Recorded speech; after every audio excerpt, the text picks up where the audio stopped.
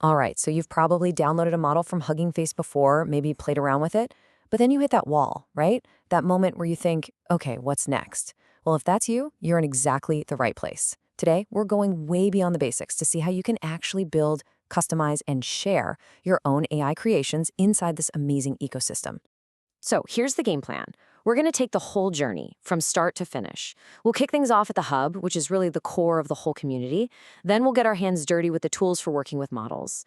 After that, we'll unlock the real magic of efficient fine-tuning.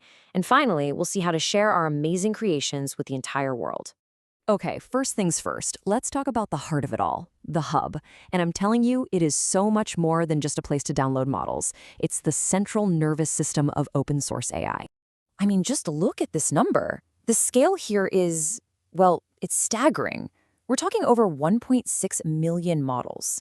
And this isn't some static library, okay? This is a living, breathing, bustling hub where the entire machine learning community, from solo creators to huge research labs, comes together to share their work. The whole hub really stands on these three pillars. You've got the models, obviously, but then you've got the data sets, hundreds of thousands of them, which you need for training and testing. And then there's Spaces, which is where you bring it all to life with live demos. It's how these three things work together that makes this ecosystem so incredibly powerful. Okay, so we have this just massive library at our fingertips. But how do we actually use one of these models? Well, it really boils down to two main paths, and which one you take totally depends on what you're trying to do.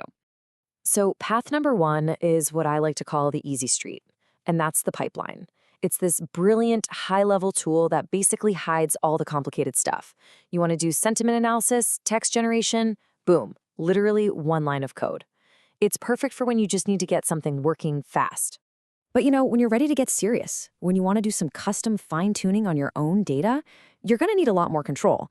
And that's where we take the second path. We're going to bypass the pipeline and get our hands dirty with the data prep ourselves. And this is what that manual process looks like. You load the model, right? And this is so important, you also have to load its specific tokenizer. Think of it like this.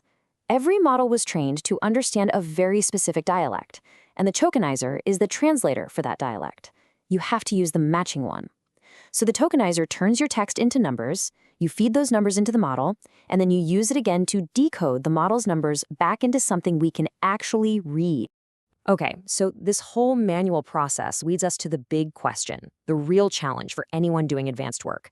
How in the world do you take one of these giant billion-parameter models and teach it something new without needing, a supercomputer and a massive budget?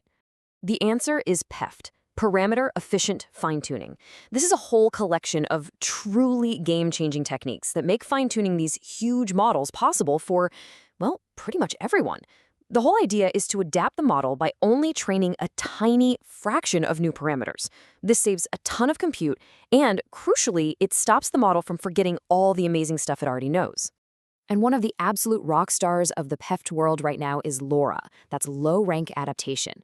The idea here is it's pure genius.